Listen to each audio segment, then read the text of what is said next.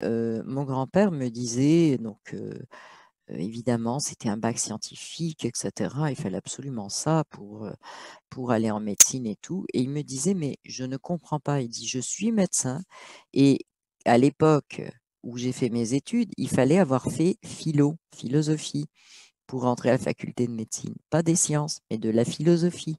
Et il me disait, on ne peut pas être un bon médecin si au départ, on n'a pas des bases solides d'humanisme, d'éthique, etc., une capacité de réflexion à ce qui est l'humain, qu'est-ce qu'on est, qu'est-ce qu'on fait vis-à-vis de l'humain.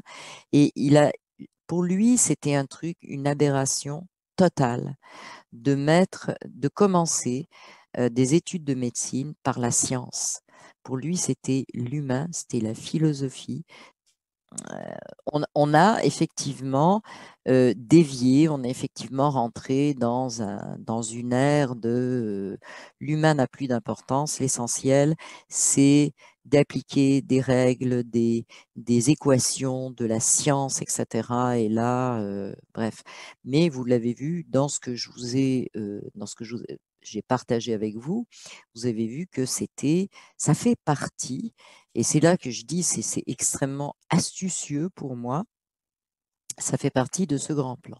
Alors maintenant, passons aux choses pratico-pratiques. C'est bien gentil, mais je sais que on est tous formatés à la science, hein. La science, l'ingénierie, on n'aurait pas de voiture s'il n'y avait pas la science, on n'aurait pas d'électricité s'il n'y avait pas la science, on n'aurait pas. Alors je ne dis pas que la science ou les sciences sont des mauvaises choses.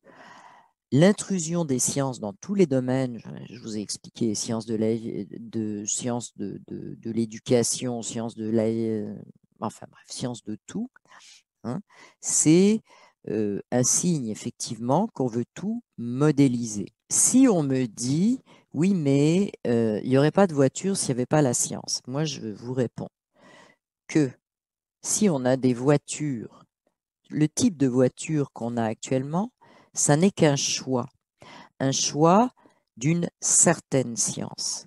Ok. Il y a eu une époque où on le sait, puis il y a encore des gens qui travaillent dessus, on a eu l'exemple le plus connu, l'énergie libre, etc., versus bon, les centrales au charbon. C'est un choix. Il y avait d'autres sciences. Il y aurait eu d'autres sciences. La science, finalement, ça a été un choix. Alors évidemment, ça a été un choix euh, économique, financier, un choix de rentabilité et également un choix de mise en esclavage de l'humain. On pense à Béchamp par rapport à Pasteur. Pasteur a permis la mise en place de toute cette médecine, entre guillemets, qu'on connaît actuellement, qui est une médecine avec une industrie pharmaceutique, une industrie. Alors que si on avait conservé, si on avait fait le choix de Béchamp, on n'avait pas grand-chose à vendre. Si on avait le terme d'énergie libre, le terme de libre, je pense que c'est vraiment une des choses qui pouvait le plus déranger ces maîtres du monde qui voulaient terminer leur plan d'esclavagisme. C'était vraiment le terme qui pouvait les défriser le plus. Donc, ça n'est pas de dire on ne veut pas de science, on ne peut pas nier le fait que Tesla était quelqu'un qui avait des connaissances scientifiques, mais pas que. Mais pas que. Probablement euh, quelqu'un qui avait une ouverture pour capter d'autres sources aussi d'informations, mais qui était un scientifique, un vrai scientifique d'ailleurs, accepte de se remettre en question. Ça, c'est une autre chose. Donc, en fait, se questionner sur ce scientisme, ça n'est pas nier le fait que comment comprendre, développer des sciences fait partie, pour moi, ça fait partie du génie humain, ça fait partie de l'évolution humaine, ça fait partie, mais l'omnipotence de la science, le fait que tout devienne scientifique, que ce soit une dictature scientifique, c'est de ça qu'il faut se séparer si on veut réellement continuer son chemin dans la 5D. Ça, je le dis, il n'y a pas, si on reste attaché à ce concept scientiste, on reste dans cette vibration basse de la 3D. On ne peut pas, on ne peut pas monter en 5D si on ne remet pas en question le monde qui nous a rendus esclaves et qui nous a maintenus dans cette 3D depuis je ne sais pas combien de temps. Et remettre en question ne veut pas dire tout abolir. Ça veut dire, pour moi, ça veut dire une expansion. C'est-à-dire, je vous ai donné l'exemple des choix qui ont été faits, par exemple, au niveau énergétique. On a choisi le pétrole, le charbon, etc., pour produire de l'énergie, alors qu'on aurait pu choisir l'énergie libre. Donc, on n'est pas, on ouvre la voie et les champs du possible, parce qu'on sait très bien que le nombre de brevets qui sont en suspens, mais au nombre de brevets qui sont cachés, finalement, on s'aperçoit que on a quasiment une perte de connaissances, une perte comment, de recherche, d'ouverture, de solutions qui aurait pu nous amener beaucoup plus loin que là où nous en sommes. En fait, là où nous en sommes, c'est là où on veut nous maintenir. Hein, c'est très clair. Et je pense justement que l'abandon, la remise en question de ce scientisme va permettre de libérer d'autres connaissances et surtout d'autres façons de s'instruire. Non, parce qu'il n'y a pas que le prof en face de nous qui nous instruit. Il y a tout ce qu'on ressent, tout ce qu'on capte. Et donc, ces portes-là sont à réouvrir. Et c'est pour ça qu'il faut se rendre compte et il faut avoir le courage d'abandonner certaines choses. Alors, je vais donner quelques exemples de scientisme qui est en train de nous enfermer. La science du climat, hein, on va dire, qui nous abrutit avec la théorie du réchauffement climatique, toute cette théorie qui en même temps culpabilise, et je vous rappelle cette petite phrase ici, un despote fraternel, hein, la grande usine d'un despote fraternel. Donc on voit très bien dans cette histoire de réchauffement climatique, d'ailleurs on est toujours responsable, c'est toujours de notre faute, c'est de notre faute si le climat change, ce qui est totalement faux. Donc là, il faut faire le ménage. C'est de notre faute si les gens sont infectés du Covid. Non, non, c'est la faute du crétin qui s'est amusé à fabriquer un faux virus ou même une fausse théorie ou même un pas de virus du tout. Mais non, non, c'est de notre faute, on va contaminer. Et tout est comme ça depuis très, très longtemps. C'est la culpabilisation. Et donc, c'est pour ça que ce côté despote fraternel m'avait frappé parce qu'on fait toujours appel à votre bah oui, mes frères, ah oui, je suis en train de faire du mal aux autres. Parce que si on n'arrive pas à vous convaincre que vous faites du mal à vous, eh ben, on va aller chercher votre côté. J'ai pitié des autres, je suis gentil avec les autres, nous sommes une société, je n'ai pas le droit de la détruire, etc. Je n'ai pas le droit de faire du mal à mon voisin. Donc voilà, on va aller jouer sur le côté fraternel. Je parle donc de ses croyances au niveau climatique, de ses croyances au niveau. Alors, on a eu vraiment un truc absolument génial, je trouve, avec cette crise du Covid, entre guillemets, c'est la remise en question des croyances au niveau de la science médicale. On a vu un délire au niveau de la médecine absolument incroyable. On a vu un show, un spectacle lamentable où on a vu sortir au grand jour non pas une science, mais des intérêts financiers en arrière d'une pseudo-science, où on a vu des interdictions de vraies sciences pour des profits financiers. Bref, je pense que cette crise du Covid, il faut la regarder de cette façon-là. Elle a mis au jour vraiment ce qu'est ce scientisme, c'est-à-dire ce dogme qu'on essaie d'imposer, mais qui en fait ne repose sur rien que sur ce que je vous disais, la réalisation de ce grand plan, de grand reset, etc., c'est-à-dire la réalisation d'un plan économique, d'un plan, oui, socio-économique, puisqu'on veut changer complètement Et si on regarde un petit peu à quoi ce scientisme médical, on va l'appeler comme il doit s'appeler, à quoi ce scientisme médical nous a amené au niveau justement de la dictature, mais on s'aperçoit que ce fameux texte que je reprends, hein, parce que ça me paraît très important, hein, cette conception débouche sur la négociation de la démocratie, une solution scientifique élaborée par des experts compétents n'a pas à être discutée. Donc on voit très bien cette dictature qui est en train de se créer. On l'a vu à travers les soi-disant experts durant cette crise du Covid. Donc, qu'est-ce qui est à faire? Eh bien, ce qui est important de faire, c'est de se permettre de tout réexaminer. C'est de se permettre d'être critique. C'est la porte de sortie. C'est de dire, c'est bien beau, mais c'est une croyance. Et c'est ça qui est difficile, c'est qu'on a été éduqué depuis qu'on est tout petit à penser que la science est une chose exacte et que dès qu'on a, c'est comme de l'hypnose, c'est comme un mot déclencheur, c'est comme un mot-clé déclencheur. Dès qu'on dit science, et c'est pour ça que tout s'appelle science maintenant, dès qu'on dit science, c'est vrai. C'est comme si on avait collé les deux termes ensemble par un phénomène d'hypnose, hein. C'est ce qu'on fait en hypnose. Donc, science, vrai, hop. Donc, non, il faut décoller ça. Science égale discussion égale examen. Qu'est-ce que je garde? Qu'est-ce que je laisse? Qu'est-ce que, euh, qu'est-ce que je garde comme aujourd'hui c'est ça et demain ça peut être tout à fait différent. Et ça, c'est une chose extrêmement importante aussi qui va couper ce scientisme-là. Aujourd'hui, je peux effectivement dire que ça semble vrai, ça semble, parce que bien souvent, on n'a pas la preuve, comme on est allé dans l'espace, oui, d'accord, parce qu'on voit des photos, oui, d'accord. Bah, en fait, pour affirmer qu'on y est vraiment allé, il faut juste croire que les photos sont vraies. Alors, elles sont peut-être vraies, je sais, mais elles sont peut-être fausses. À nous de savoir ce que l'on croit, mais les deux sont possibles.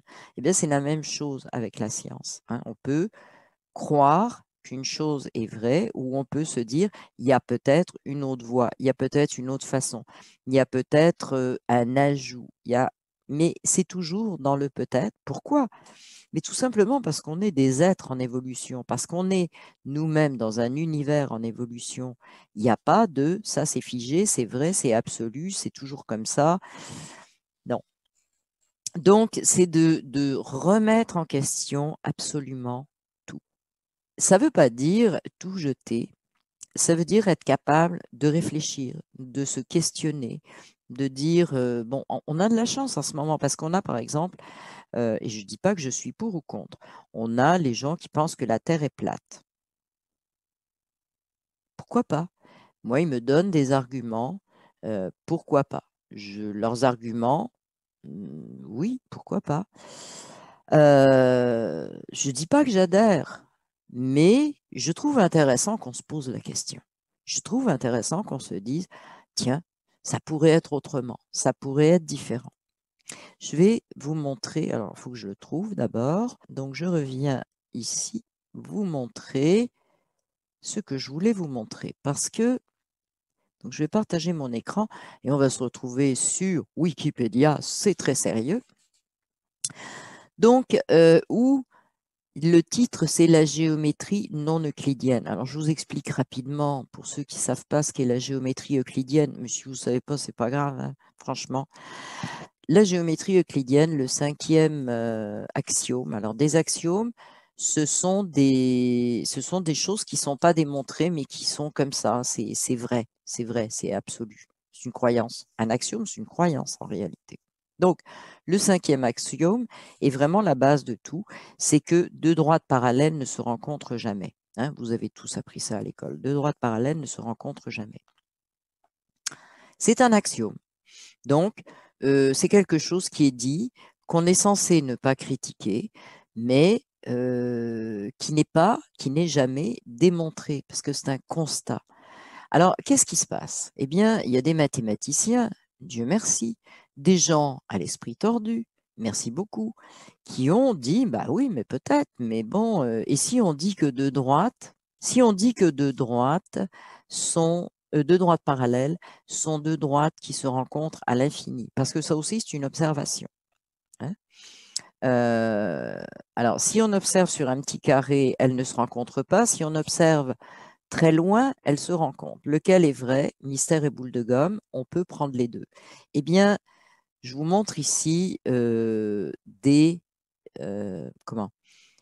figures différentes géométries non euclidiennes, donc la géométrie hyperbole de Lobachevsky. Moi, c'est ce qu'on m'avait, donc c'est ce que j'avais, je vous ai dit, appris première année d'université, c'est que Lobachevsky avait refait tous les calculs géométriques en disant que ce cinquième postulat était faux et que en fait était faux, qu'on pouvait le transformer en deux droites parallèles se rencontrent à l'infini. Et donc, à ce moment-là, l'univers prenait une forme différente. Entre autres, bon, je me souviens que le prof de maths nous avait dit, ça prend une forme beaucoup plus elliptique, un espace un peu comme un œuf. Alors, il est remarquable que seul le cinquième, avec un seul postulat qui est levé, celui des parallèles, respecte tous les autres postulats d'Euclide. Donc, on change complètement la forme de l'univers, on change complètement la forme des figures géométriques. La Terre n'a plus la même forme, c'est-à-dire que la sphère n'est pas forcément sphérique. Donc, ça, je ne vous montre pas ça pour faire un cours. Ça m'avait juste frappé de voir que ça n'était basé que sur un postulat, que sur une croyance, et que notre monde était défini par une croyance.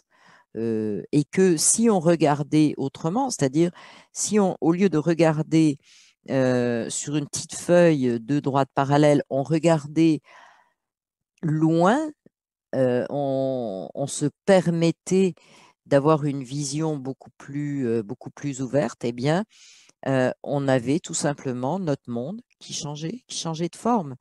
Et c'est pour ça que je vous dis, bon, il y a les platistes, je ne dis pas que je suis pour, je suis contre. Non.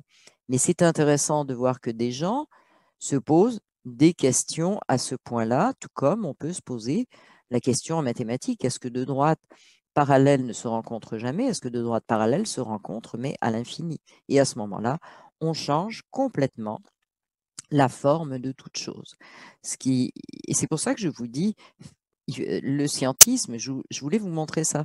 Le scientisme, en fait, est basé sur des croyances. Et on l'a vu plus que ça, c'est utilisé pour créer un certain type de société dans lequel on est en train de plonger, qui est une société dictatoriale. Hein. Et la dictature de la science, on la ressent très fortement. N'oubliez pas, parce que je vais finir là-dessus, n'oubliez pas d'abord de faire la liste de vos remises en question et de fouiller toutes il y a énormément de choses sur Internet qui remettent en question les connaissances au niveau de l'Égypte. Il y a tous les livres, la plupart des livres de Sitchin dont j'ai souvent parlé, qui décryptent les tablettes babyloniennes, sont disponibles sur Internet en téléchargement libre. Au moins la moitié de ces livres, on peut les avoir gratuitement en format PDF. Il y a beaucoup de choses à examiner. Finalement, on est dans le dogme. Et je ne dis pas que la science est inutile, je dis que la science devient suspecte quand elle est dogmatique, quand elle refuse ce que le scientisme prétend refuser, c'est-à-dire toute discussion, remise en question, réflexion, etc., puisque on abolit la philosophie, la religion, la métaphysique, etc., pour la science qui est l'absolu de tout, qui va régler tous les problèmes. D'ailleurs, on l'a vu, la science règle les problèmes de pauvreté, de malheur, de guerre, etc. Laissez-moi rigoler, faut quand même un peu nous prendre pour nous prendre pour des cons, tiens, on va le dire, hein, quand même. Parce que plus ce scientisme avance, plus on a une distorsion entre les riches et les pauvres, une disparition de la classe moyenne. Alors, je ne vois pas si la science va permettre de faire disparaître la pauvreté, je ne vois pas où c'est. Si la science permet de ne plus avoir de guerre, parce que c'est la cause des guerres, que ce ne soit pas assez scientifique, je vous réfère au texte que je vais joindre à ma vidéo, sur lequel je me suis appuyée, je vous dis, à concentrer de certains articles. Eh bien, si on les croit, ben non, on a de moins en moins de guerres, mais non, c'est pas vrai, on a de plus en plus de guerres. Et pourtant, on est dans le scientisme jusqu'au cou, jusqu'aux oreilles. Donc, on s'aperçoit que mais c'est un foutage de. Bon, ça va, j'en dirai pas trop des mots grossiers. On se fout de nous. Euh, Sérieusement, sérieusement, sérieusement. Donc, en fait, on se libère pour pouvoir effectivement évoluer et toucher à une vraie science. Je ne parlerai plus de science. Je pense que la 5D ne s'occupe plus de science. Je vais vous dire carrément comment je vois les choses. La 5D, c'est la connaissance. Et ça revient aussi à ce que je disais de l'époque des sorcières, où ce qu'on avait détruit, c'était un savoir. Donc, je mettrais dans la 5D non plus la science, mais la connaissance et le savoir. Point final. Et je pense que c'est vers ça. Et la connaissance, mais beaucoup plus étendue que ce que la science nous propose avec ses limites et son cadre qu'elle veut absolument imposer. Donc, c'est ce que je voulais vous dire, mais surtout vous inciter à faire de plus en plus de remises en question, de plus en plus. C'est aussi la raison pour laquelle je mets souvent des vidéos de médiums, parce que je pense qu'il faut qu'on réintègre cette connaissance. La médiumnité amène une connaissance d'un certain nombre de choses, passées, présentes, à venir, peu importe. Et il faut vraiment réouvrir cette dimension parce qu'elle fait partie de nous, elle fait partie de ce qu'on est, elle fait partie de notre vie. Donc, c'est la raison pour laquelle je mets très souvent ces vidéos, entre autres. Voilà, c'est une grosse. Pour certains, ça va être un très gros morceau de dire on se libère de ça. Mais comme je vous dis, si vous transformez le mot science en je m'en vais vers plus de connaissances et plus de savoir, mais qui ne seront pas nécessairement catégorisés avec une méthode, dans une boîte appelée science.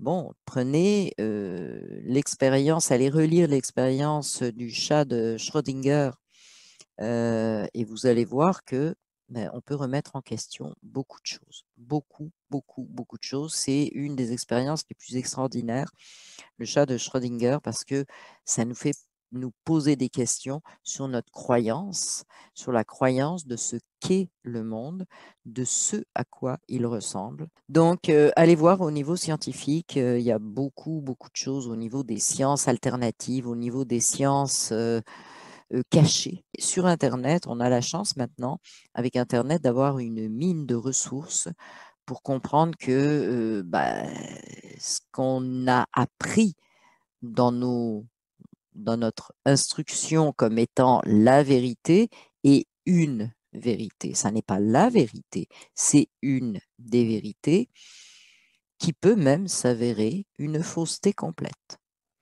Donc, je vous remercie, je vous dis à la prochaine vidéo. Et puis, je vous remercie encore pour vos commentaires, pour vos pouces, pour vos partages qui sont extrêmement importants. Et je remercie toutes les personnes qui me font des dons également. Et je vous dis à la prochaine vidéo. Je ne sais pas de quoi je parlerai, on verra bien. On verra bien.